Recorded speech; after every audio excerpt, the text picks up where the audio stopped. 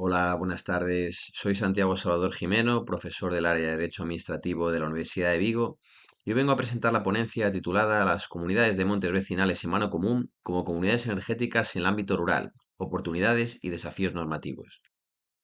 Puede parecer curioso cómo estamos en este trabajo abordando una comparación entre dos figuras que presentan un origen tan dispar, porque por un lado tenemos los montes vecinales en mano común, que se trata de una figura que hunde sus raíces en derecho consuetudinario en una época previa, muy anterior a la Edad Moderna. Sin embargo, por otro lado, tenemos las comunidades energéticas, que se trata de una figura relativamente novedosa, que surge fundamentalmente a la luz de las directivas de 2018 en materia de promoción de las fuentes de energía renovable y también en base a la Directiva 2019 sobre normas comunes para el mercado interior de la electricidad. Sin embargo, como veremos, se trata de dos figuras que, pese a ser diferentes, comparten muchos elementos en común. Yendo a desarrollar el concepto legal normativo de comunidades energéticas, podemos desgranar los diferentes elementos y luego a su vez compararlos, como vamos a hacer con aquellos que caracterizan las comunidades vecinales de montes en mano común, para ver que efectivamente comparten bastantes rasgos y elementos en común y podemos aprovechar sinergias.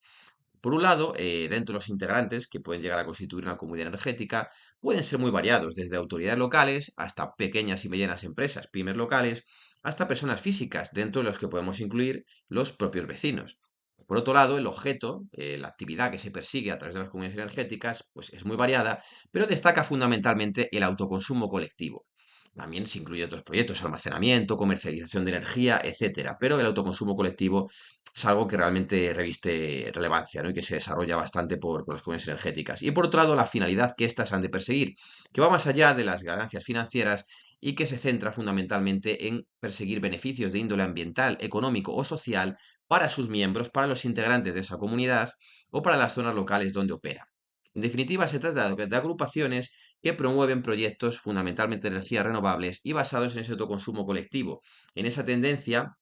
ese cambio de paradigma que se está orquestando en el sistema eléctrico y energético, tanto a nivel europeo como a nivel estatal, donde el empoderamiento del consumidor y del prosumidor está causando un auge de esa energía distribuida que también se está generando a pequeña escala por parte de los vecinos. Vamos a comenzar a analizar esos elementos en común, esos rasgos comunes entre comunidades energéticas y montes vecinales en mano común que entendemos que se dan si comparamos la noción y la definición legal que hemos estado analizando hace un momento con aquellos rasgos y elementos característicos de los montes vecinales.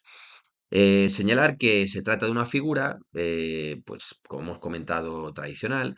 y que su uso pues, se concentra fundamentalmente en ciertas partes de España, sobre todo en el norte, el noroeste, en la parte de Galicia, Castilla y León y Asturias, fundamentalmente. Y responde pues, a esa forma tradicional que las comunidades de vecinos locales tenían a la hora de relacionarse con el territorio, con los espacios naturales, para el aprovechamiento, para su uso, para cubrir sus necesidades básicas y, en definitiva, un elemento que caracteriza a los montes vecinales en mano común, como se desprende de su propia definición, es que se trata de unos montes cuya titularidad corresponde y aprovechamiento al común de los vecinos, al todo, al totum, en un momento determinado. Puede haber un vecino en una época, luego otro vecino en otra, lo que se requiere es que se trate de un vecino. Con lo cual, entendemos que ese carácter abierto que caracteriza a las comunidades energéticas, pues también coincide con ese carácter abierto de las comunidades vecinales de montes en mano común, que se abren a los vecinos que en cada momento pues vivan allí. Y por otro lado, ese también junto al carácter abierto, esa estructura, esa participación voluntaria, que también se desprende de la definición analizada en la diapositiva anterior para las comunidades energéticas, pues también se da en la propia estructura organizativa de los montes vecinales en mano común. Dentro de las principales normativas que lo regulan, a nivel estatal tenemos la ley de 1980, a nivel autonómico, pues destaca la ley de 1989 de Galicia, de montes vecinales en mano común y precisamente vemos que el órgano fundamental que emite su voluntad por antonomasia es la Asamblea General, tal y como se desprende del artículo 14, y es un ejemplo de esa participación amplia, ¿no? Voluntaria, ese carácter democrático, esa estructura democrática. Y luego también pues está la Junta Rectora, que sería el órgano de gobierno, que estaría integrado por el presidente, que sería el representante, ¿no? de la comunidad.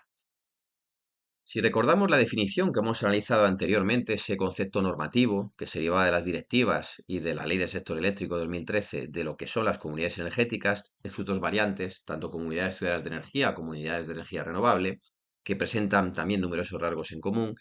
es verdad que uno de ellos es precisamente dentro de las actividades variadas que desarrollan, que destaca ese autoconsumo colectivo. Pues precisamente las comunidades de montes llevan desarrollando proyectos de este tipo, sin ser consideradas como comunidades energéticas, sino como comunidades de montes desde hace bastante tiempo. Desde la biomasa forestal hasta la instalación de paneles solares y en menor medida mini eólicos que también se están aprovechando y que son susceptibles de aprovechar. Con lo cual podemos decir que las comunidades de montes, sin que existiese ya esta figura nueva de comunidad energética, ya venían desarrollando estas actividades coincidentes con lo que gran parte de las comunidades energéticas promueven. Igualmente es destacable que precisamente los principales fines a los que ha de responder la comunidad energética van mucho más allá del obtener ganancias financieras, no es lo que han de perseguir, sino que lo que la ley establece es que han de dirigirse a proporcionar beneficios ambientales, económicos o sociales tanto a sus integrantes, a sus miembros, como a las zonas locales donde operan. Pueden ser lucha contra la pobreza energética, puede ser también la reducción de gases de efecto invernadero, la lucha contra el cambio climático, la reducción en la factura de la luz, también puede ser la creación de empleos, especialmente en zonas desfavorecidas, rurales, y la fijación de población y el abandono rural y muchas otras que coinciden precisamente con fines que se persiguen de estrategia política territorial sobre los montes, sobre estas zonas, la España vaciada, y también coincide precisamente con esa función social que los montes persiguen con carácter general, los montes en general, y en particular también los montes vecinales en mano común, tal y como se desprende pues, de la Ley 2003 de Montes o de la Ley 7/2012, artículo 5 de la Ley de Montes de Galicia. Dentro de esta función social, pues destacan servicios de especial interés ambientales, como la fijación de carbono atmosférico que realizan los montes, ser fuente, ¿no?, de recursos naturales y ayudar a sustentar actividades económicas de aprovechamiento de estos montes por parte de los vecinos que viven allí. Incluso yendo más allá, dentro de la tipología de comunidad energética que podemos denominar como comunidad de energía renovable, uno de sus rasgos característicos es precisamente la proximidad. Si analizamos la definición normativa de la diapositiva inicial, vemos que define comunidad energética como aquellas entidades jurídicas efectivamente controladas por los miembros situados en las proximidades de los proyectos de las energías renovables que precisamente promueven estas comunidades. Pues precisamente en los montes vecinales y mano común también se tiene en cuenta, y así lo contempla la regulación, por ejemplo, la ley estatal en montes vecinales y mano común, el artículo 7, que ha de existir esa proximidad, esa conexión de los vecinos, de los residentes que habitan en él, con ese territorio del que son titulares en su colectividad sin división de cuotas y que aprovechan colectivamente. De hecho, la normativa desde antaño viene indicando esa referencia a casa abierta con humos, haciendo referencia a que los vecinos han de residir allí para ser considerados como tales y poder aprovechar de forma colectiva ese monte del que son titular todos. Más problemas plantea dentro de esa noción de comunidad energética la referencia iniciada que se trata de entidades jurídicas.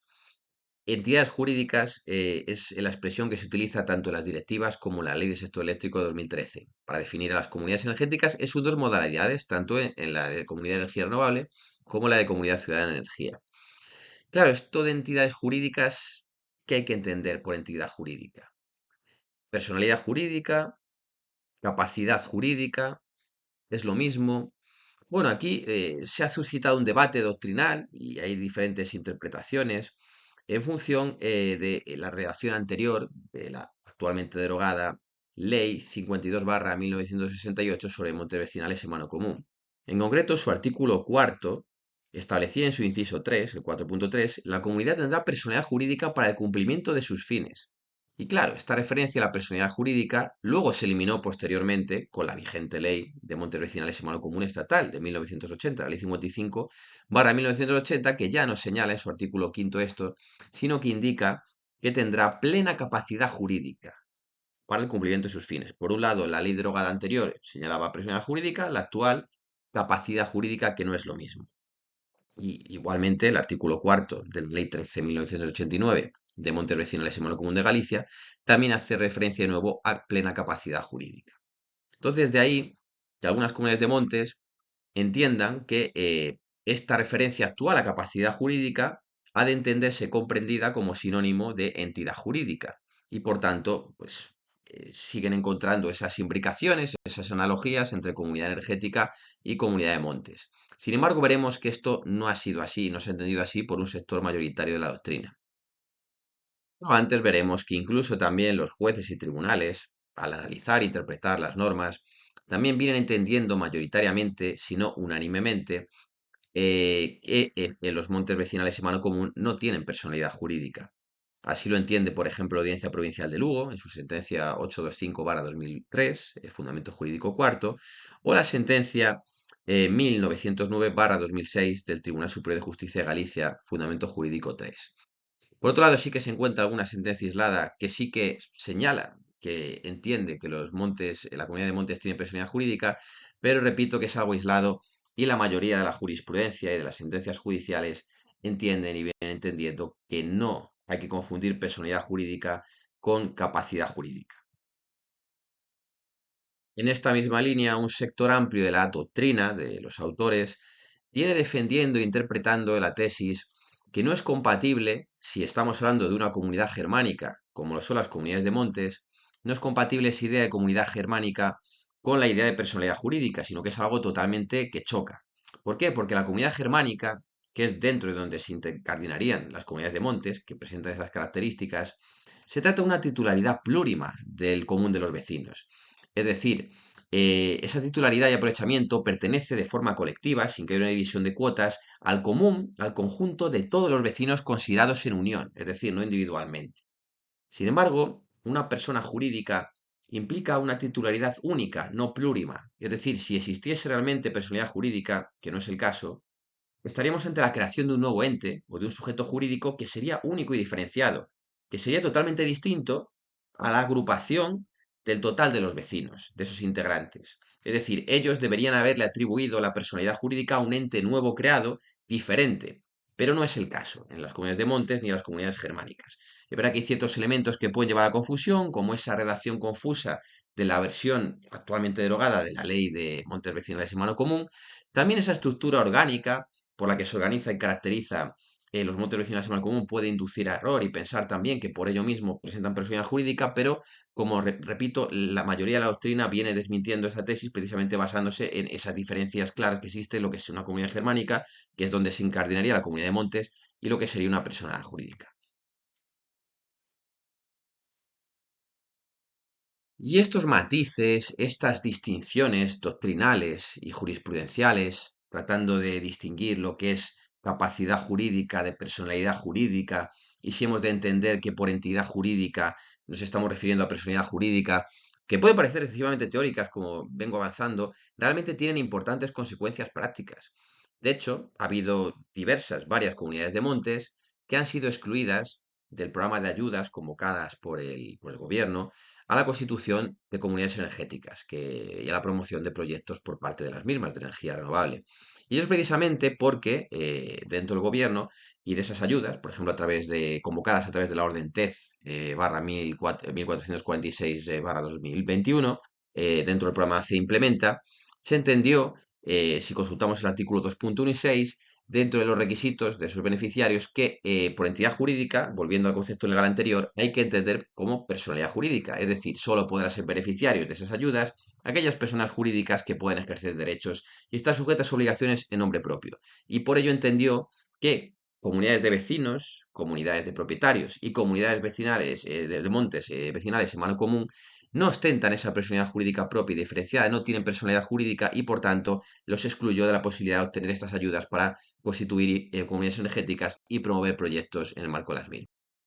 Ante esta situación, ¿qué pueden hacer las comunidades de montes para poder beneficiarse de estas ayudas? Pues dado que no se les reconoce personalidad jurídica, lo que pueden hacer es constituir una entidad que sí que ostente personalidad jurídica. Por ejemplo, pueden integrar una asociación donde no será necesario que aporten ningún tipo de capital social mínimo, o aportando 3.000 euros se puede constituir una cooperativa o una sociedad limitada. De hecho, es lo que hizo Tameiga al integrarse dentro de Nos Energía, una sociedad cooperativa galega. Eh, No obstante, simplemente citar como avance que se ha aprobado recientemente en el Congreso de Diputados una proposición no de ley que insta al Gobierno a tomar medidas normativas para reconocer a las comunidades de montes como comunidades energéticas, promovida por el Grupo Parlamentario Mixto y que puede aportar una oportunidad a esto.